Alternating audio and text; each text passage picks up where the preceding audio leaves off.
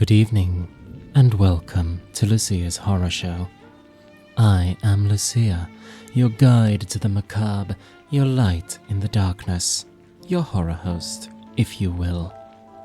Tonight's tale is The Vampyre by Dr. John Polidori, first published in 1819. Now, before I get into the tale itself, I would like to talk about its conception, as it is fairly fascinating. The seed of this tale was planted in 1816, the year without summer, in Villa Diodati on the shore of Lake Geneva. This summer was the same one where an 18-year-old Mary Godwin, soon to be Mary Shelley, came across the concept of Frankenstein. But the concept of the vampire was not penned by Polidori, but rather by one who is now speculated by some to have been Polidori's lover, though to the person in question, Polidori was but one of many. One Lord Byron. Indeed, Polidori took this concept of a vampire tale that Byron did not intend to turn into a full story and made it into something of its own, a tale of a noble, aristocratic monster that would end up being an inspiration for other vampire stories to come. But when Polidori published the tale, the publisher attributed this to Lord Byron instead. Polidori wrote in to clear up the confusion so that he could be credited correctly, and Lord Byron wrote in to demand that he not be credited for the work, to not steal the credit of a different author, and potentially to not be associated with subpar work. Polidori was eventually credited properly, but unfortunately that was not enough. After publishing The Fall of Angels anonymously in 1921, he died, possibly of natural causes, though his family suspected suicide.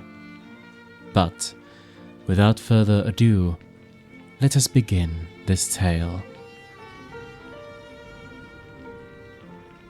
The Vampyre by Dr. John Polidori.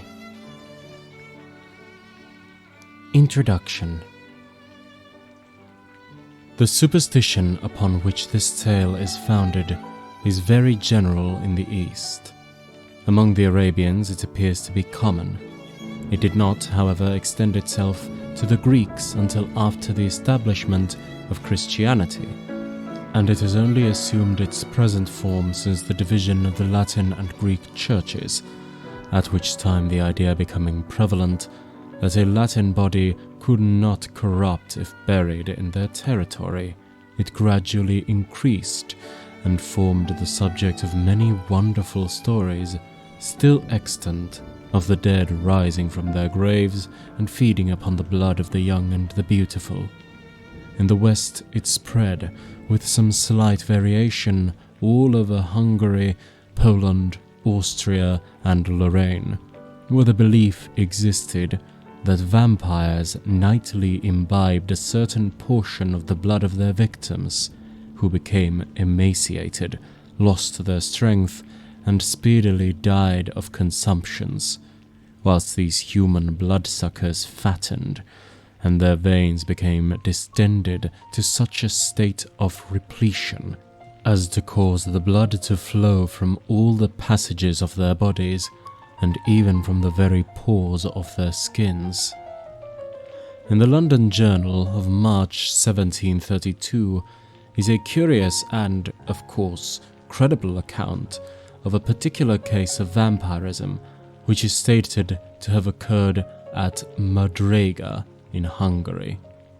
It appears that upon an examination of the commander-in-chief and magistrates of the place, they positively and unanimously affirmed that, about 5 years before, a certain Hayduk named Arnold Paul had been heard to say that, at Kosovia, on the frontiers of the Turkish Servia, he had been tormented by a vampire, but had found a way to rid himself of the evil by eating some of the earth out of the vampire's grave and rubbing himself with his blood.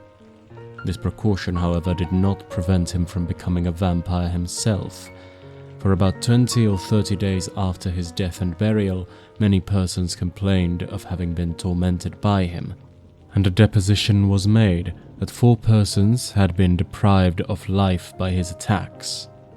To prevent further mischief, the inhabitants, having consulted their Hadagni, took up the body and found it, as is supposed to be usual in cases of vampirism, fresh and entirely free from corruption, and emitting at the mouth, nose, and ears pure and florid blood.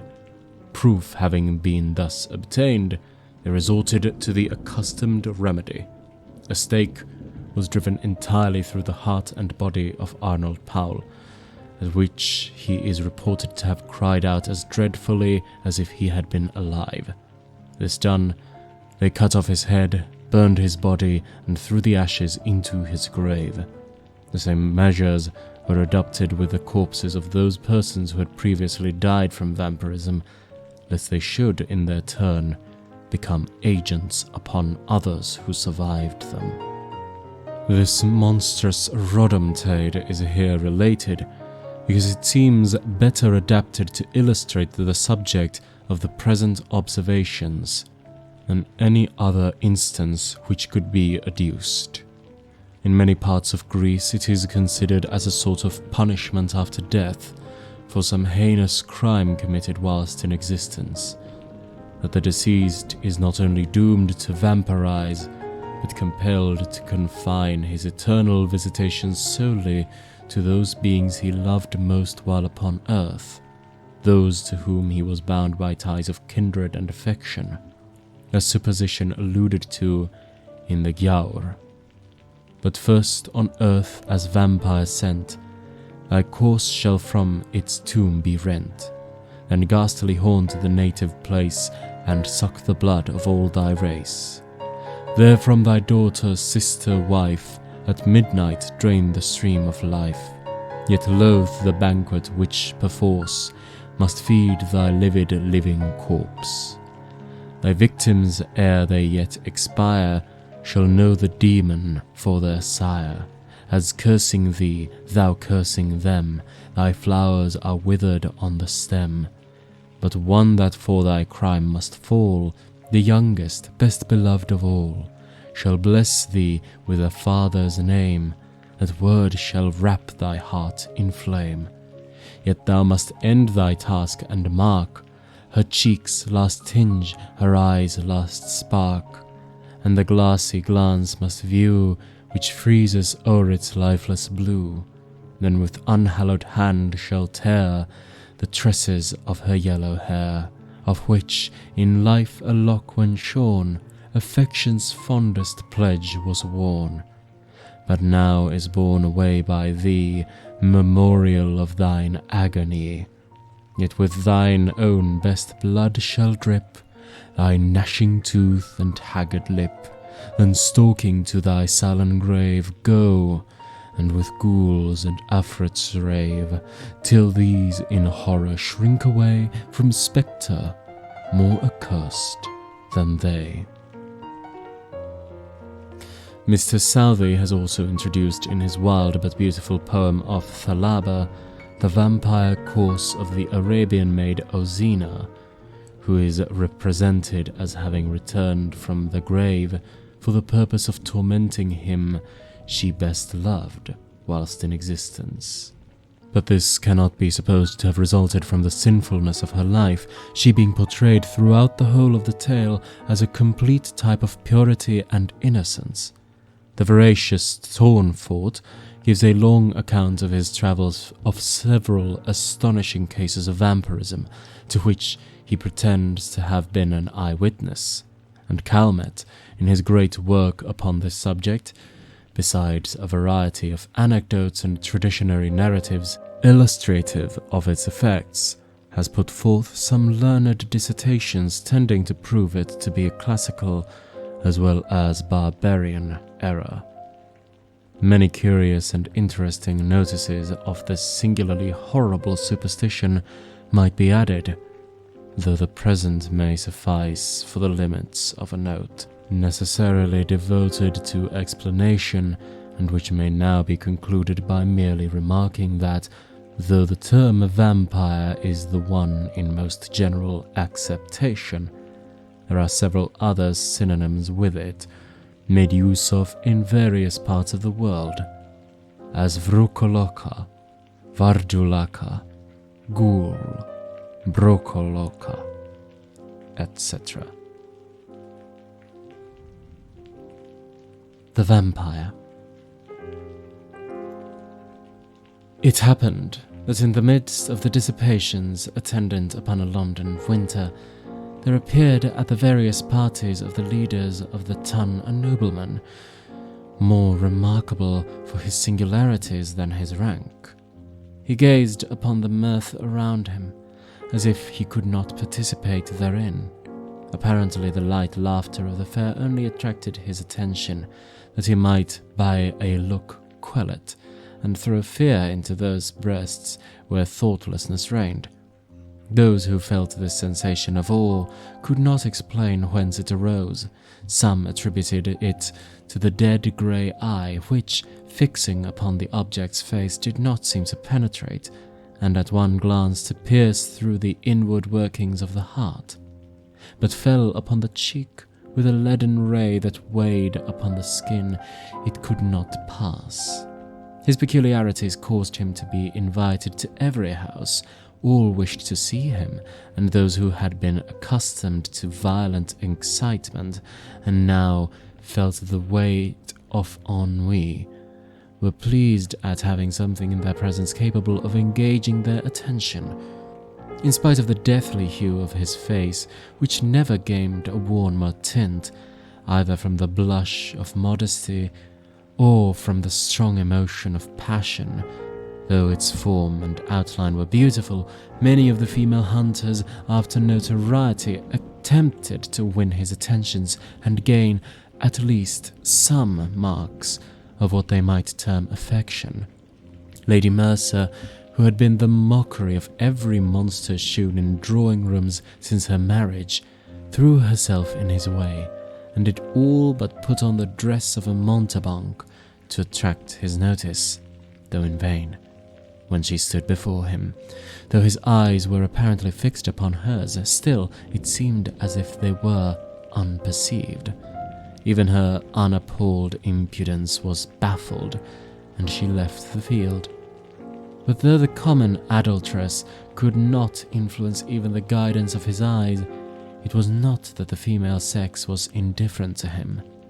Yet such was the apparent caution with which he spoke to the virtuous wife and innocent daughter, that few knew he ever addressed himself to females.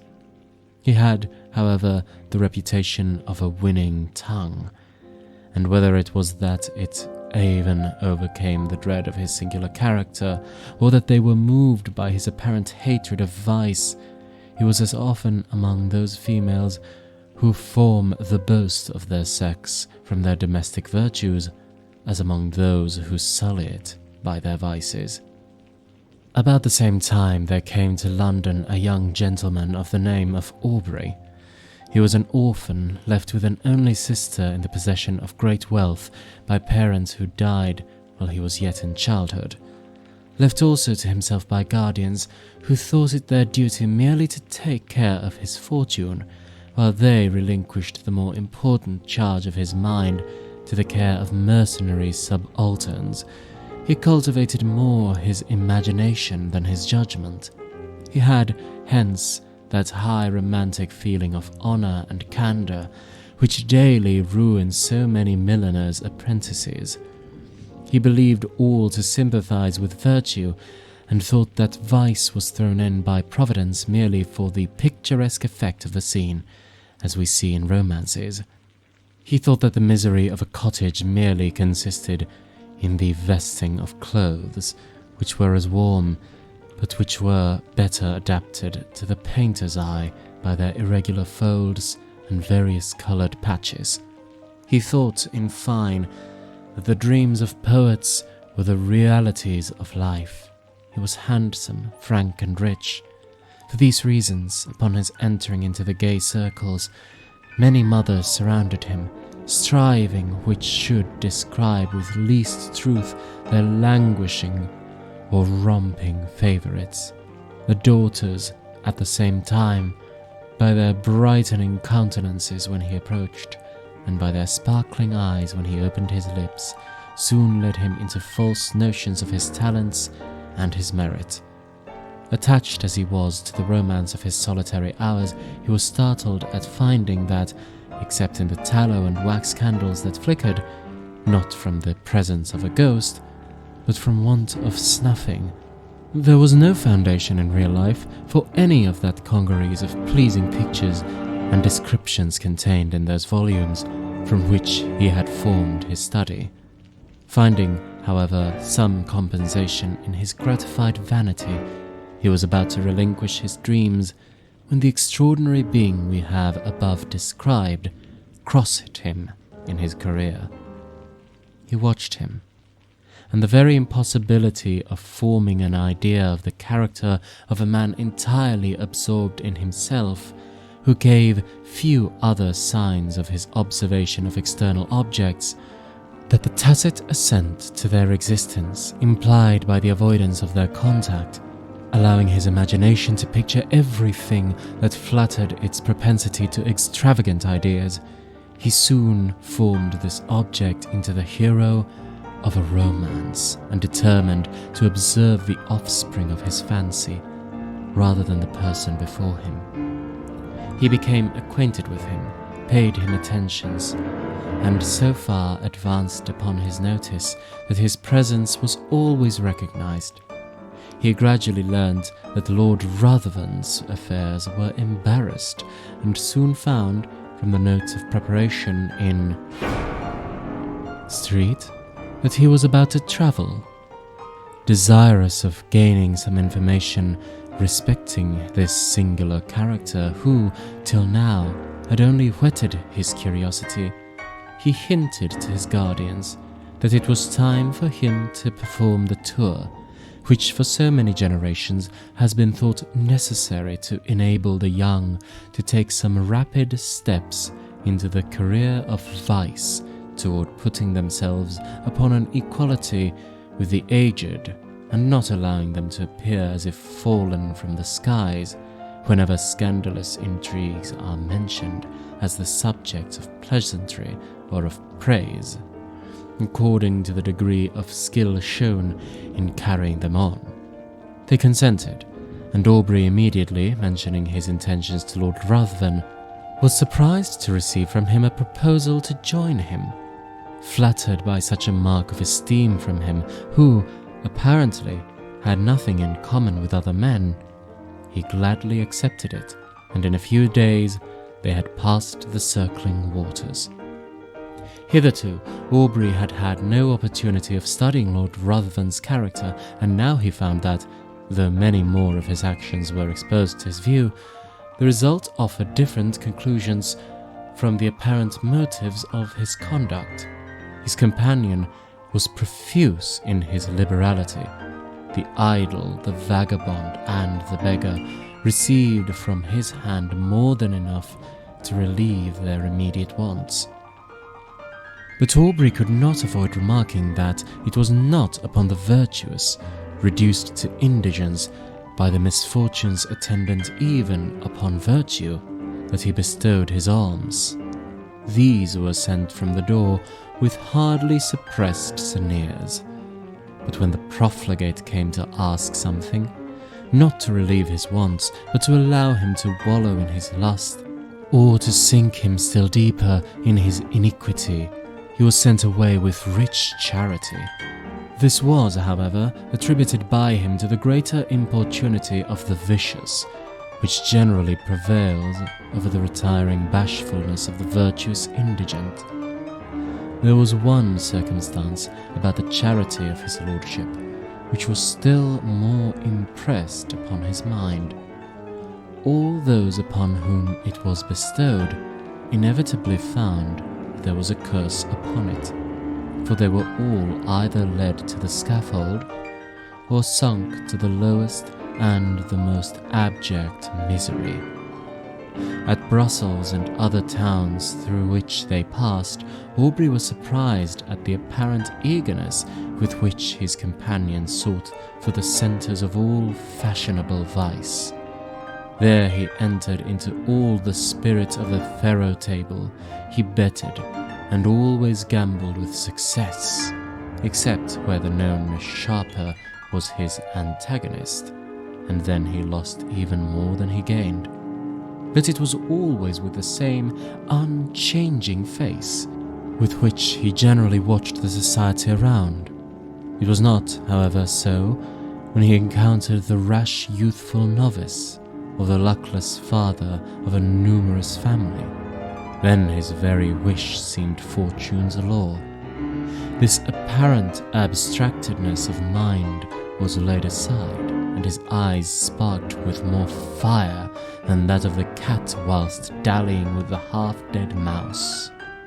In every town he left the formerly affluent youth, torn from the circle he adorned, cursing in the solitude of a dungeon the fate that had drawn him within the reach of this fiend, whilst many a father sat frantic amidst the speaking looks of mute, hungry children, without a single farthing of his late immense wealth, wherewith to buy even sufficient to satisfy their present craving.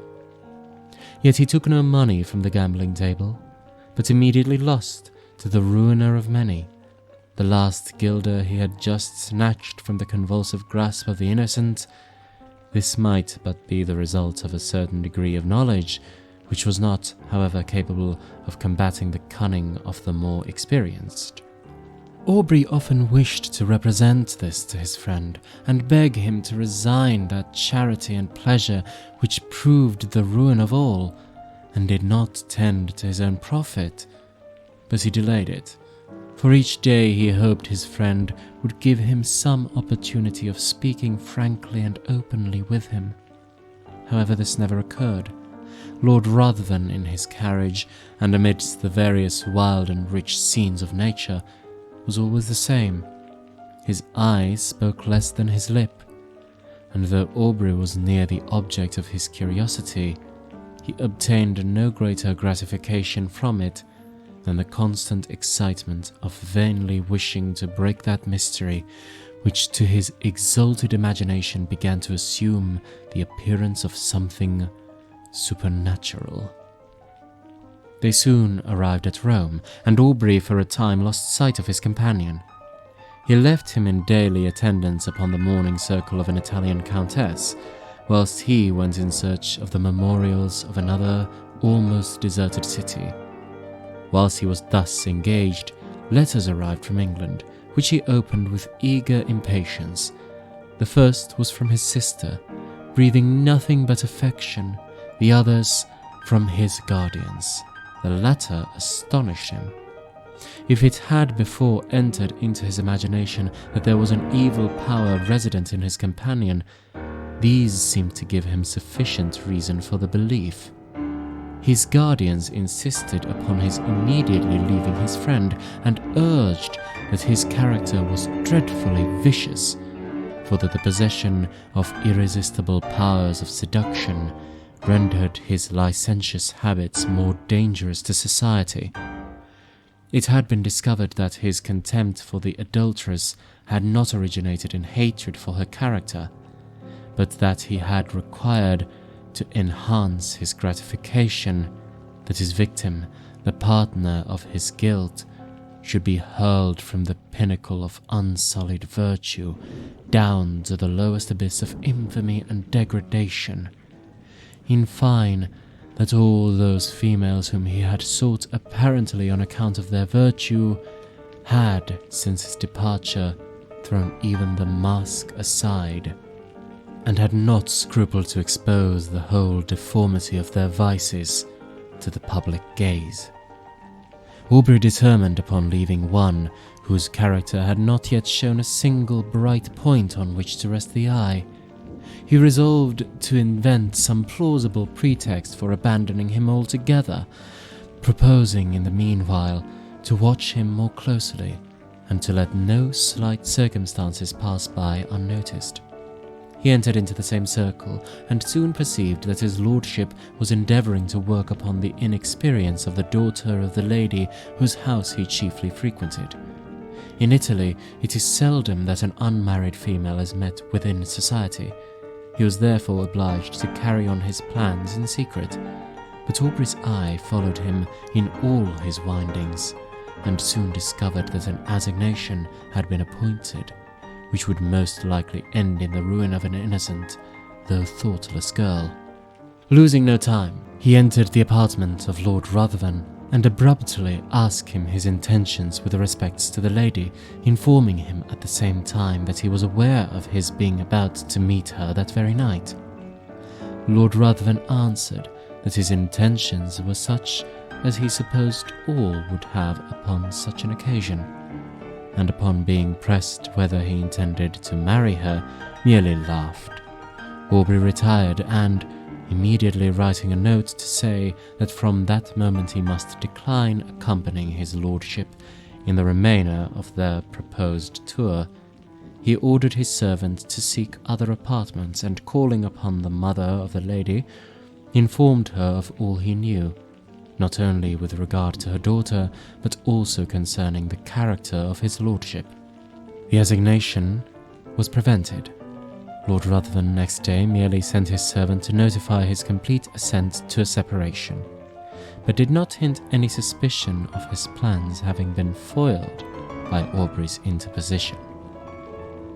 Having left Rome, Aubrey directed his steps toward Greece, and crossing the peninsula soon found himself at Athens.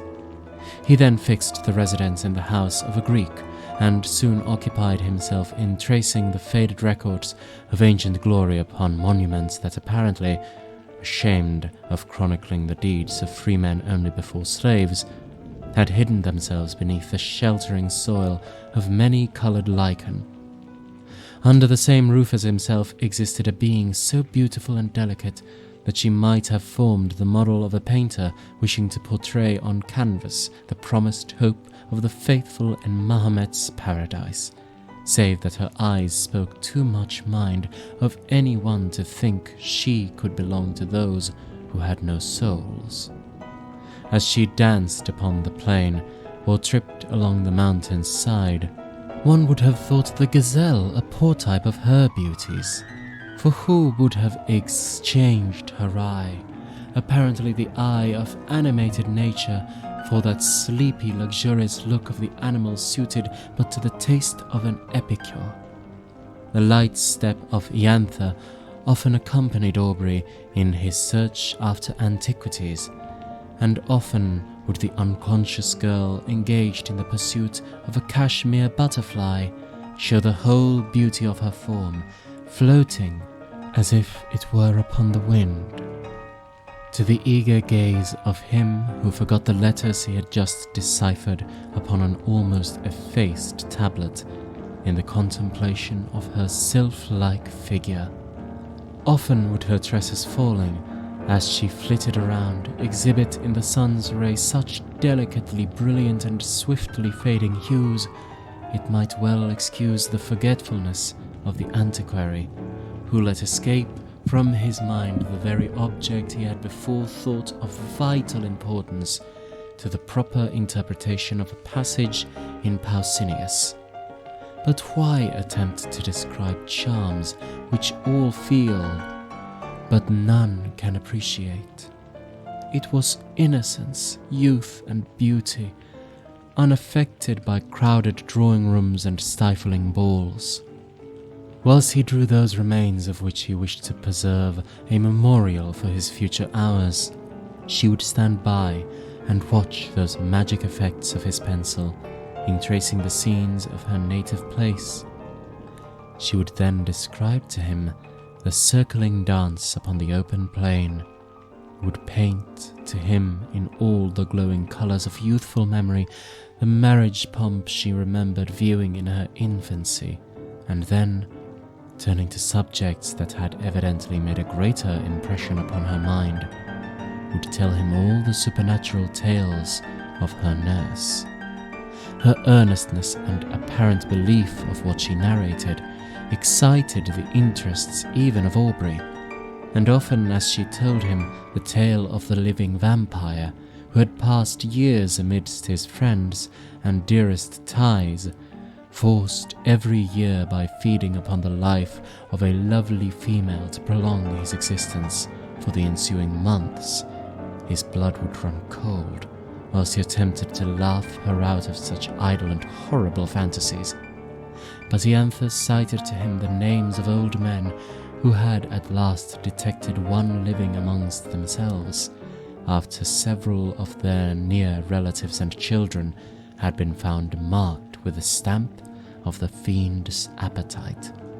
And when she found him so incredulous, she begged of him to believe her, for it had been remarked that those who had dared to question their existence always had some proof given, which obliged them with grief and heartbreaking to confess it was true.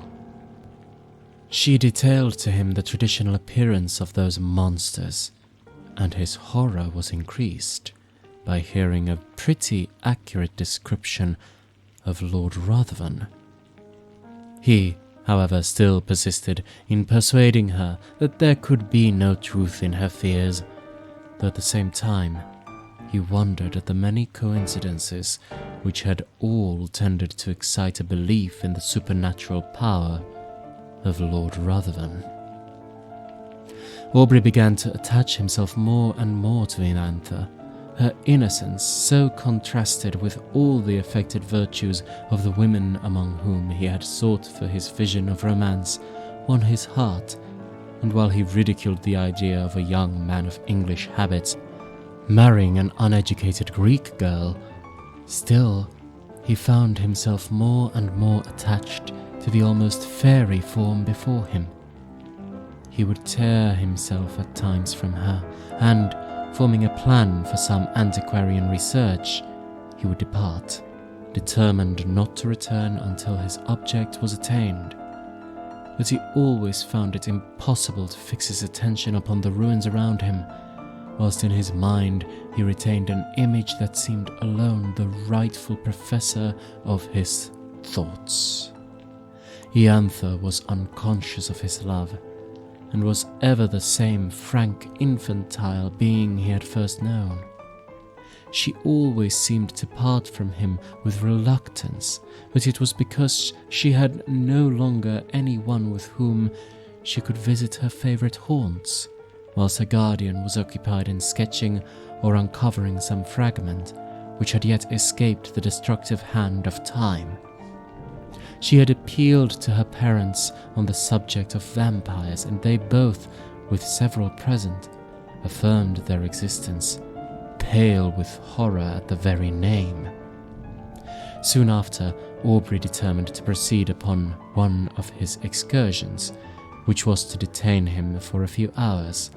When they heard the name of a place, they all at once begged of him not to return at night, as he must necessarily pass through a wood where no Greek would ever remain, after the day had closed upon any consideration.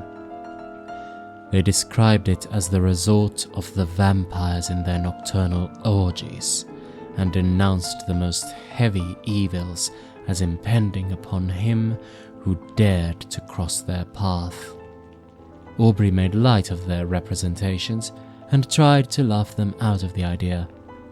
But when he saw them shudder at his daring thus to mock a superior, infernal power, the very name of which apparently made their blood freeze, he was silent. Next morning, Aubrey set off upon his excursion unattended. He was surprised to observe the melancholy face of his host, and was concerned to find that his words, mocking the belief of those horrible fiends, had inspired them with such terror. When he was about to depart, Iantha came to the side of his horse and earnestly begged of him to return ere night allowed the power of these beings to be put in action. He promised. He was, however, so occupied in his research that he did not perceive that daylight would soon end, and that in the horizon there was one of those specks which, in the warmer climates, so rapidly gather into a tremendous mass and pour all their rage upon the devoted country. He at last, however, mounted his horse, determined to make up by speed for his delay, but it was too late. Twilight in these southern climates is almost unknown. Immediately the sun sets, night begins, and ere he had advanced far, the power of the storm was above.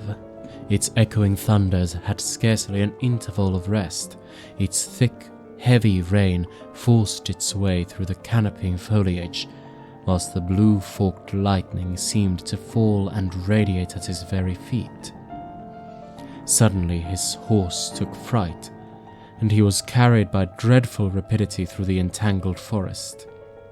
The animal at last, through fatigue, stopped, and he found by the glare of lightning that he was in the neighborhood of a hovel that hardly lifted itself up from the masses of dead leaves and brushwood which surrounded it. Dismounting, he approached, hoping to find someone to guide him to the town, or at least trusting to obtain shelter from the pelting of the storm.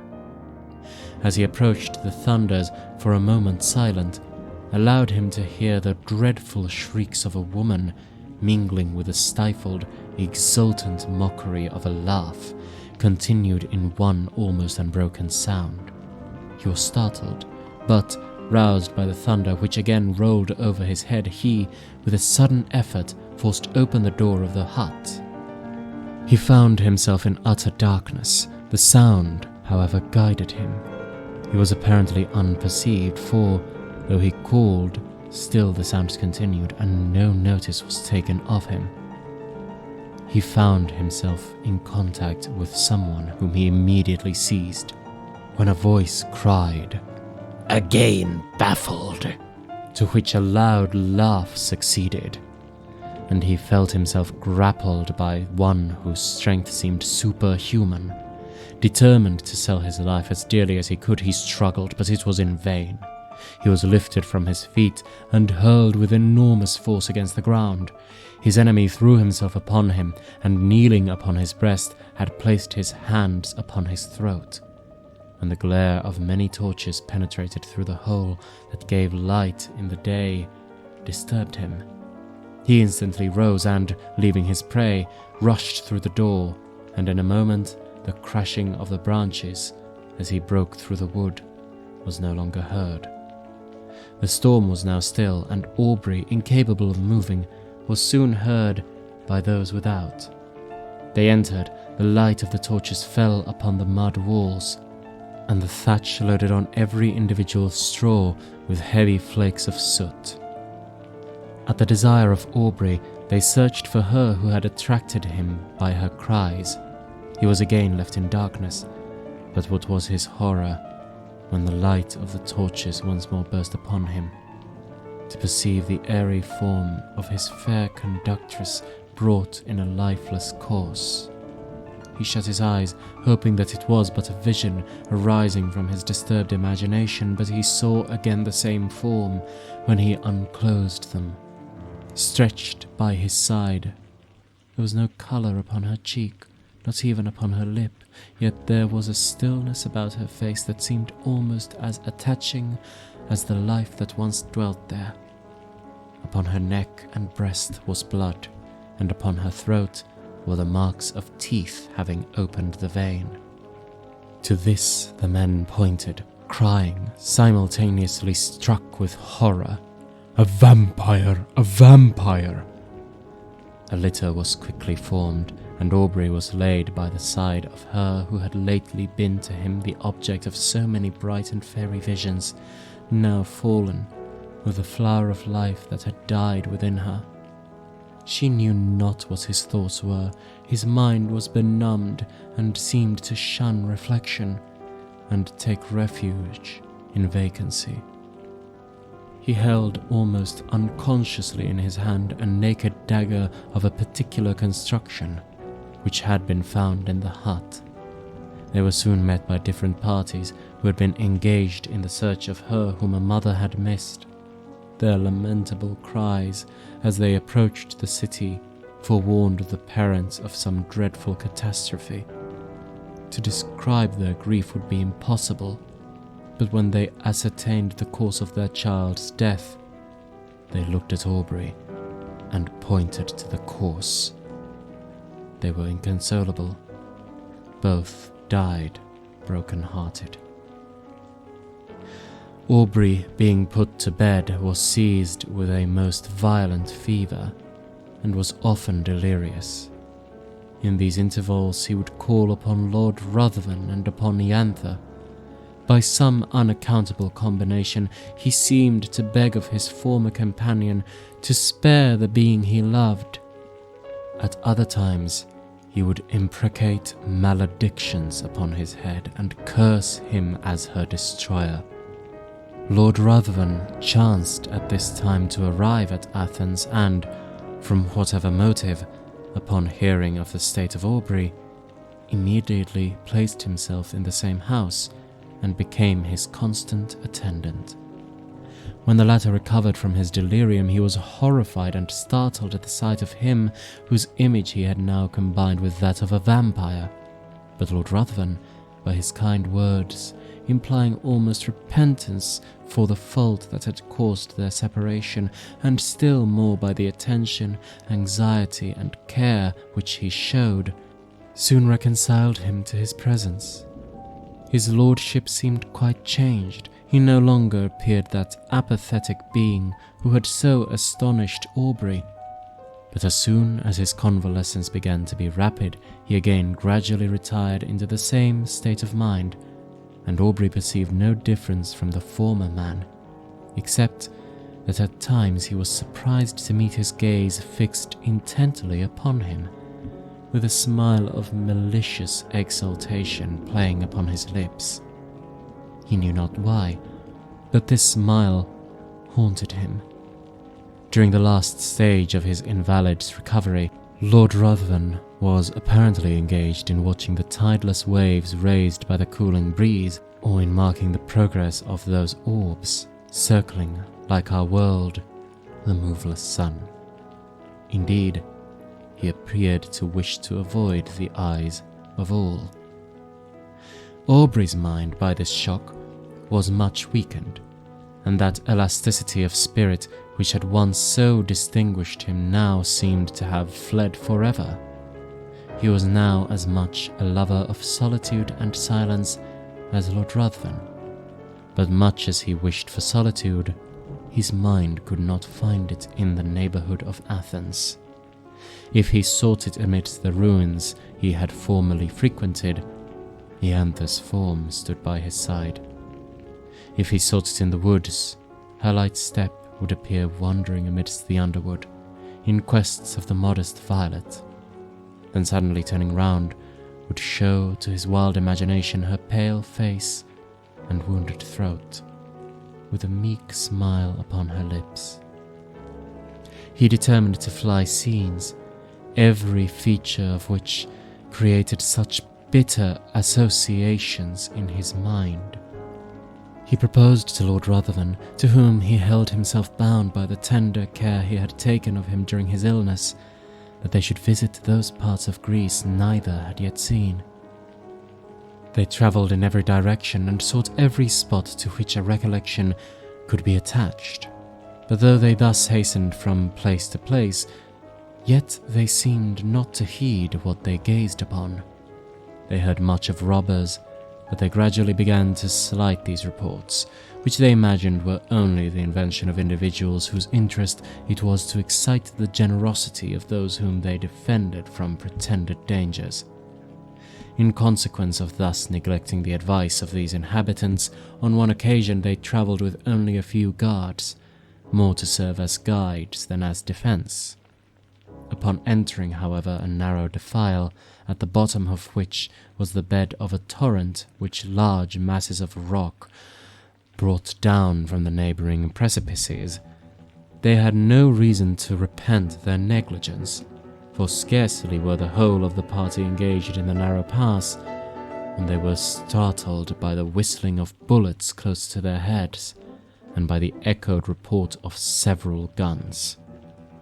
In an instant, their guards had left them, and, placing themselves behind rocks, had begun to fire in the direction whence the report came.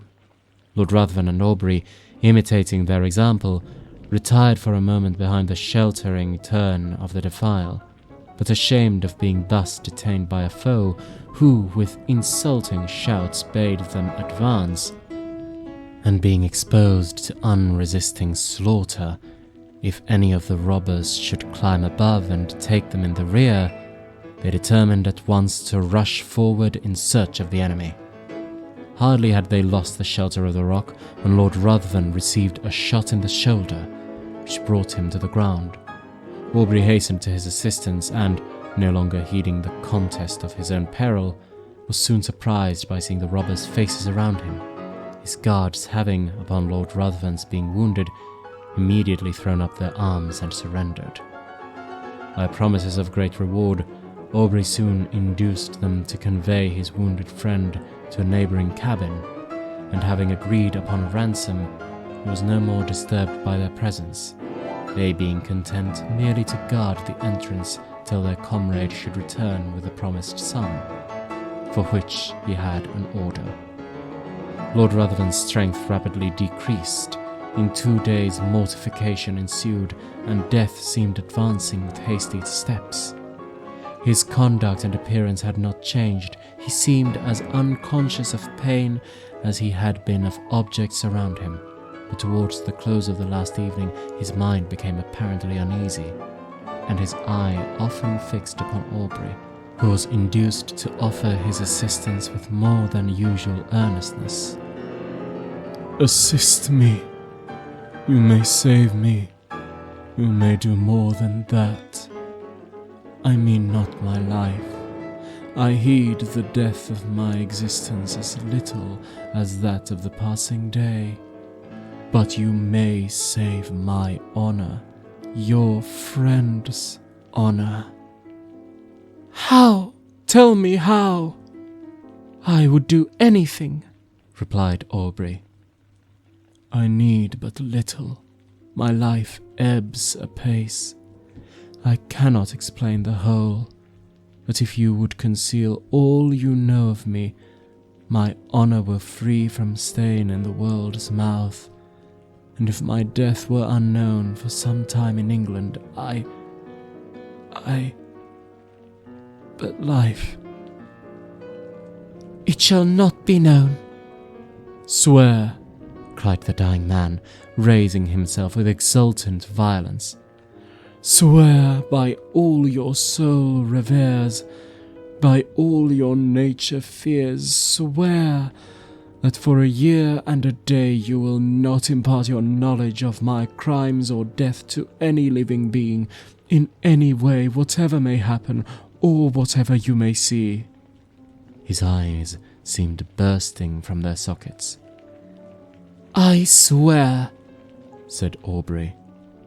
He sunk, laughing, upon his pillow, and breathed no more. Aubrey retired to rest, but did not sleep. The many circumstances attending his acquaintance with this man rose upon his mind, and he knew not why. When he remembered his oath, a cold shivering came over him, as if from the presentiment of something horrible awaiting him.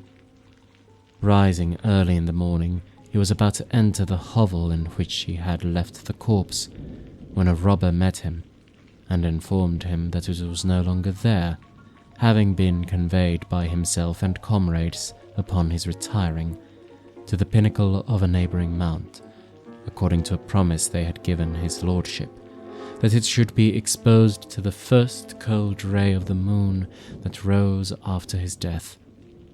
Aubrey, astonished, and taking several of the men, determined to go and bury it upon the spot where it lay, but when he had mounted to the summit he found no trace of either the corpse or the clothes, though the robbers swore they pointed out the identical rock on which they had laid the body. For a time his mind was bewildered in conjectures, but he at last returned, convinced that they had buried the corpse for the sake of the clothes. weary of a country in which he had met with such terrible misfortunes, and in which all apparently conspired to heighten that superstitious melancholy that had seized upon his mind, he resolved to leave it, and soon arrived at Smyrna. While waiting for a vessel to convey him to Otranto or to Naples, he occupied himself in arranging those effects he had with him belonging to Lord Ruthven. Amongst other things, there was a case containing several weapons of offence, more or less adapted to ensure the death of the victim. There were several daggers and atagans. Whilst turning them over and examining their curious forms, what was his surprise at finding a sheath apparently ornamented in the same style as the dagger discovered in the fatal hut. He shuddered. Hastening to gain further proof, he found the weapon, and his horror may be imagined when he discovered that it fitted, though peculiarly shaped, the sheath he held in his hand. His eyes seemed to need no further certainty. They seemed gazing to be bound to the dagger, yet still he wished to disbelieve. But the particular form, the same varying tints upon the haft and sheath, were alike in splendour on both and left no room for doubt. There were also drops of blood on each. He left Smyrna, and on his way home at Rome, his first inquiries were concerning the lady he had attempted to snatch from Lord Ruthven's seductive arts. Her parents were in distress, their fortune ruined, and she had not been heard of since the departure of his lordship.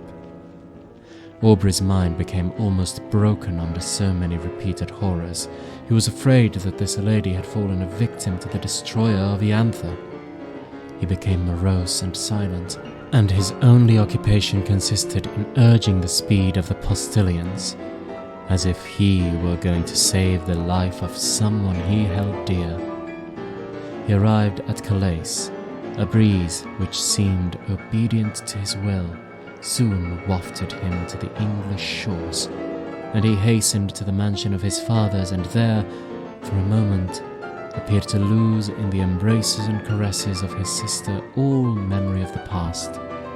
If she before by her infantine caresses had gained his affection, now that the woman began to appear, she was still more attaching as a companion.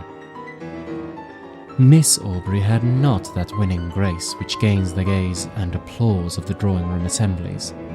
There was none of that light brilliancy which only exists in the heated atmosphere of a crowded apartment. Her blue eye was never lit up by the levity of the mind beneath. There was a melancholy charm about it, which did not seem to arise from misfortune, but from some feeling within, that appeared to indicate a soul conscious of a brighter realm. Her step was not that light footing which strays where'er a butterfly or a colour may attract. It was sedate and pensive.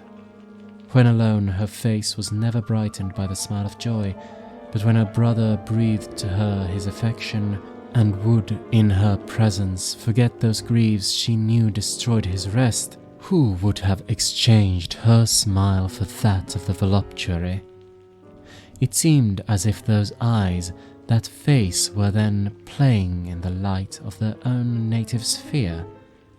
She was yet only 18, and had not been presented to the world, it having been thought by her guardians more fit that her presentation should be delayed until her brother's return from the continent, where he might be her protector. It was now therefore resolved that the next drawing-room, which was fast approaching, should be the epoch of her entry into the busy scene.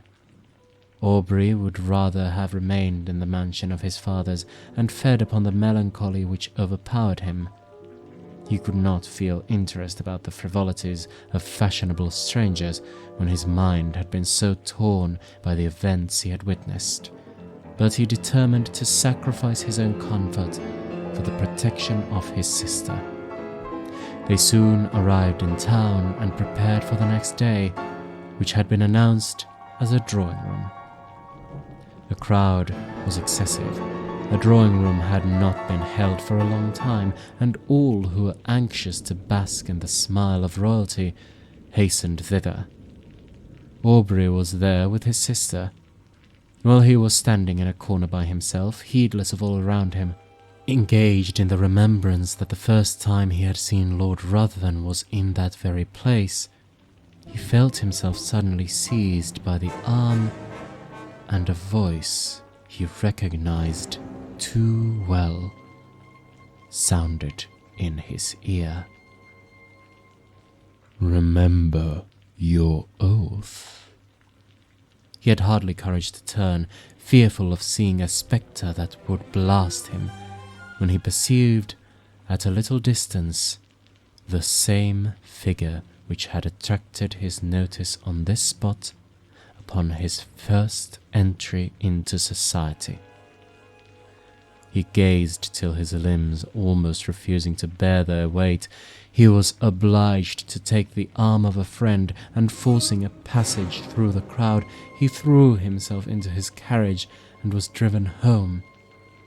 He paced the room with hurried steps, and fixed his hands upon his head, as if he were afraid his thoughts were bursting from his brain.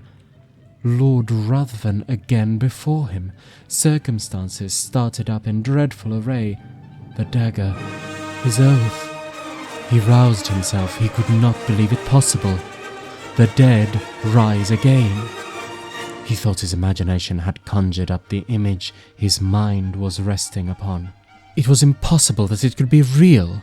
He determined, therefore, to go again into society, for though he attempted to ask concerning Lord Ruthven, the name hung upon his lips, and he could not succeed in gaining information.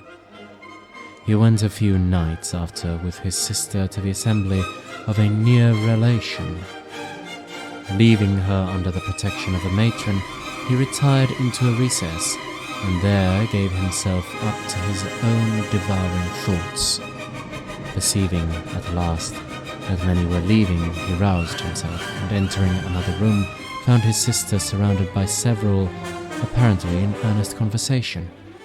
He attempted to pass and get near her, when one, whom he requested to move, turned around and revealed to him those features he most abhorred.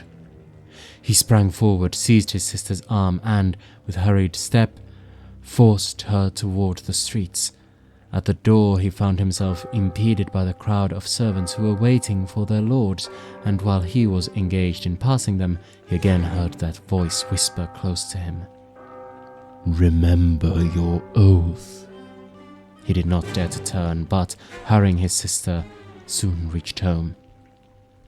Aubrey became almost distracted. If before his mind had been absorbed by one subject, how much more completely was it engrossed now that the certainty of the monsters living again pressed upon his thoughts. His sister's attentions were now unheeded, and it was in vain that she entreated him to explain to her what had caused this abrupt conduct. He only uttered a few words, and those terrified her. The more he thought, the more he was bewildered. His oath startled him. Was he then to allow this monster to roam, bearing ruin upon his breath, amidst all he held dear, and not avert its progress? His very sister might have been touched by him. But even if he were to break his oath and disclose his suspicions, who would believe him?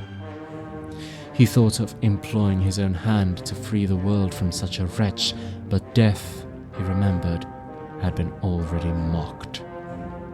For days he remained in this state, shut up in his room. He saw no one, and ate only when his sister came, who, with eyes streaming with tears, besought him, for her sake, to support nature. At last, no longer capable of bearing stillness and solitude, he left his house, roamed from street to street, anxious to fly that image which haunted him. His dress became neglected, and he wandered, as often exposed to the noonday sun as to the midnight damps. He was no longer to be recognized. At first he returned with the evening to the house, but at last he laid him down to rest wherever fatigue overtook him. His sister, anxious for his safety, implored people to follow him, but they were soon distanced by him who fled from a pursuer swifter than any, from thought. His conduct, however, suddenly changed. Struck with the idea that he left by his absence the whole of his friends, with a fiend amongst them, of whose presence they were unconscious, he determined to enter again into society and watch him closely, anxious to forewarn, in spite of his oath, all whom Lord Rutherden approached with intimacy. But when he entered into a room, his haggard and suspicious looks were so striking, his inward shudderings so visible, that his sister was at last obliged to beg of him to abstain from seeking for her sake a society which affected him so strongly. When, however, remonstrance proved unavailing, the guardians thought proper to interpose, and, fearing that his mind was becoming alienated, they thought it high time to resume again that trust which had been before imposed upon them by Aubrey's parents. Desirous of saving him from the injuries and sufferings he had daily encountered in his wanderings, and of preventing him from exposing to the general eye those marks of what they considered folly, they engaged a physician to reside in the house and take constant care of him. He hardly appeared to notice it, so completely was his mind absorbed by one terrible subject. His incoherence became at last so great that he was confined to his chamber. There he would often lie for days, incapable of being roused. He had become emaciated, his eyes had attained a glassy luster.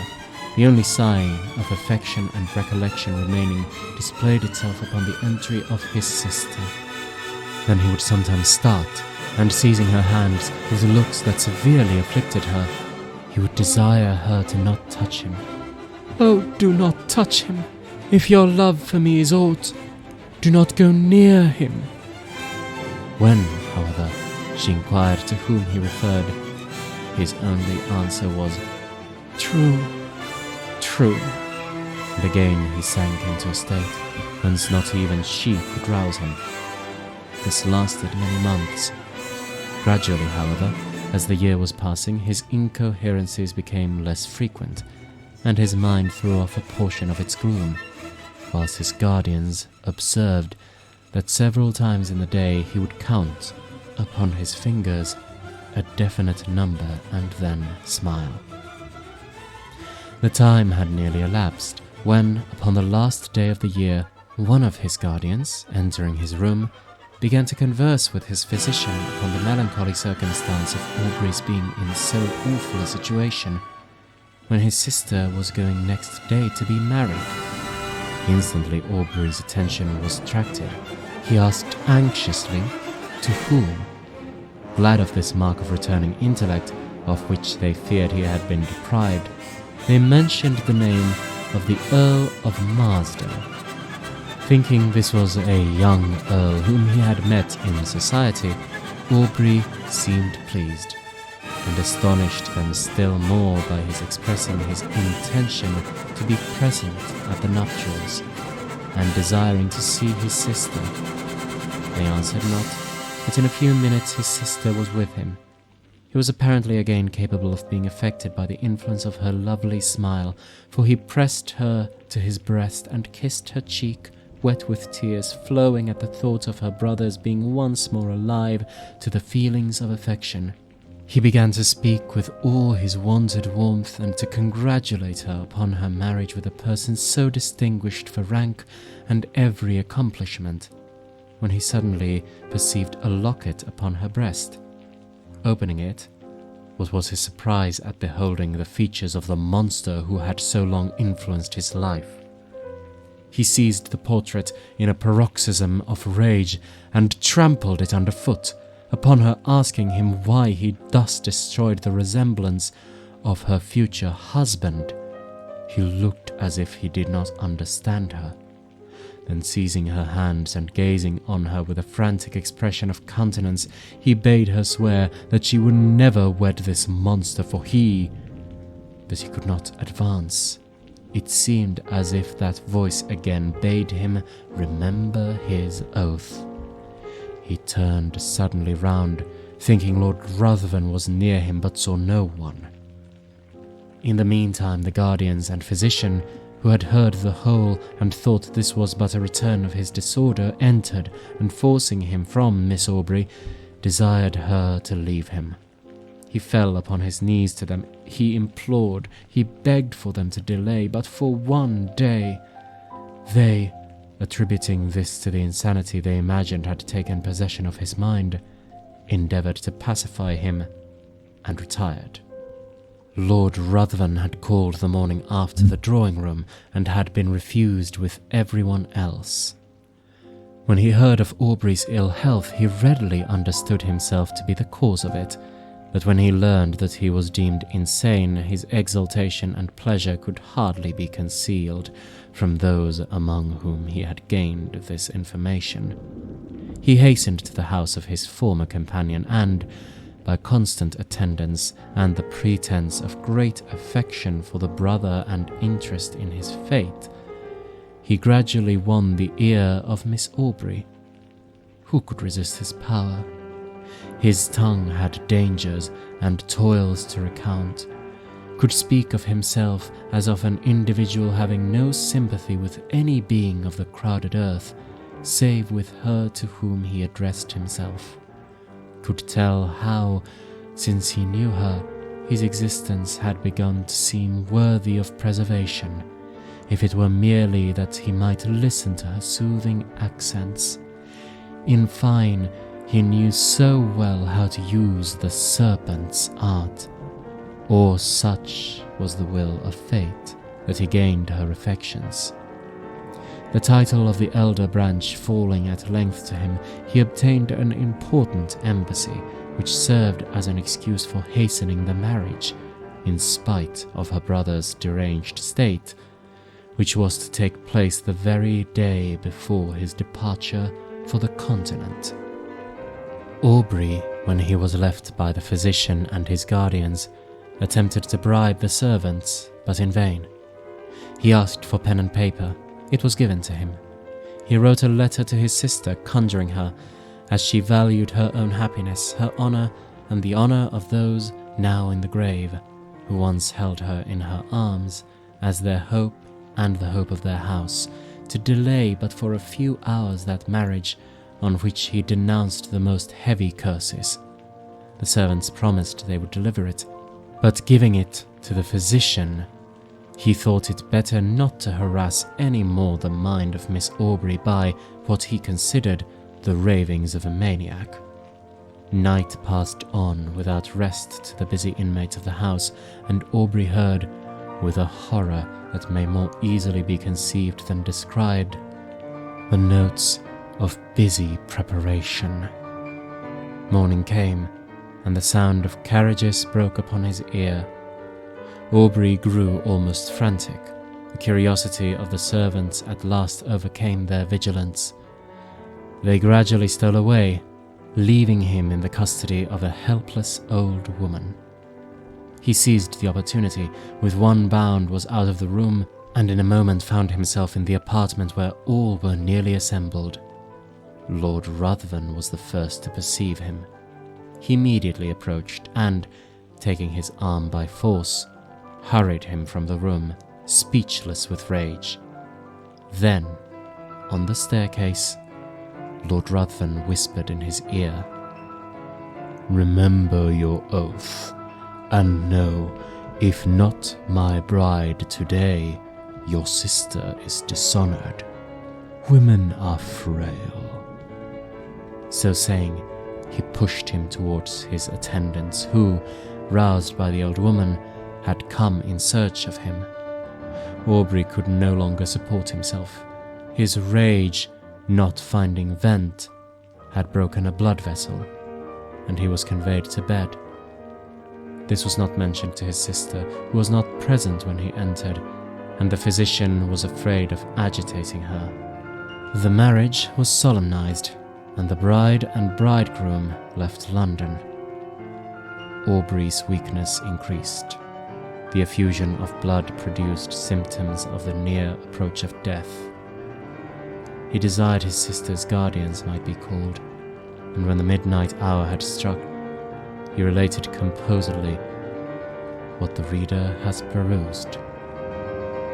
He died immediately after. The guardians hastened to protect Miss Aubrey, but when they arrived, it was too late. Lord Ruthven had disappeared, and Aubrey's sister had glutted the thirst of a vampire. That was The Vampire. An interesting tale, no? Thank you for listening to it.